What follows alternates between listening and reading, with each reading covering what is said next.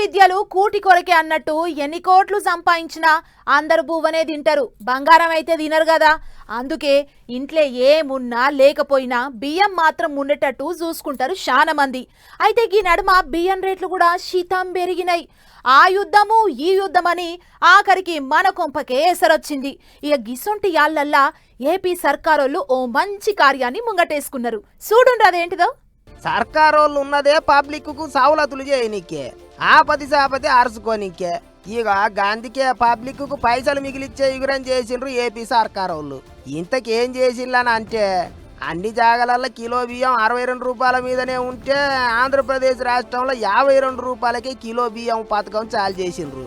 ఐతారం పూట ఏపీ ఉప్పులు పప్పుల మంత్రి నాదెండ్ల మనోహర్ సారు కొత్త పథకం సురువు చేసిండు. ఇక యుద్ధాలు ఎల్నీనో పుణ్యమా అని పెట్రోలు డీజిల్ ఉప్పులు పప్పులు మొత్తం ఇంట్లో గాజం ధర అన్ని బగ్గ పెరిగినాయి. దాంట్లో బియ్యం ధరలు కూడా పిటాన పిరమైనాయి. సరే పెట్రోల్ డీజిల్ ధరలు పెరిగితే ఇంకెట్లనన్నా తిరిగి వచ్చామో గాని ఇంట్లో బియ్యం లేకపోతే కడిపెట్ల నిండుతుంది. అందుకే పబ్లిక్కు ఈ కరువు కాలంలో సాయం చేయాలని కూటమి సర్కారోళ్ళు ఈ గురించి చేసిండ్రు అన్నట్టు. రాష్ట్రంలో ఉన్న రైస్ మిల్లర్లు అందరితోని మాట ముచ్చట్లు చేసి ఈ బీపీటీ సూపర్ ఫైన్ బియ్యం తీసుకొని వచ్చిండ్రు.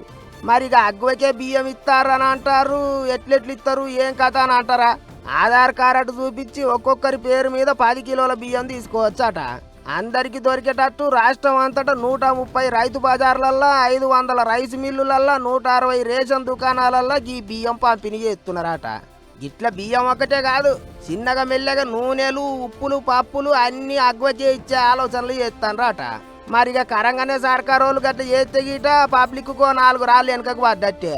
ఇక అట్లుంటే ఎలినీనో కష్టకాలం చేయబట్టి సెంటర్ సర్కారోళ్ళు 3 నెలల బియ్యం ఇవ్వాలని నిర్ణయం తీసుకుర్రు కదా. ఆ 3 నెలల బియ్యం కూడా ఆగస్టు 1వ తారీఖు సంది ఇచ్చుడు చాలు చేసిండ్రు. ఏమైనా కరువు కాలంలో పబ్లిక్కు తిప్పల కాకుండా సర్కారోళ్ళు అన్ని తీర్ల ఇవ్వబెడతారు.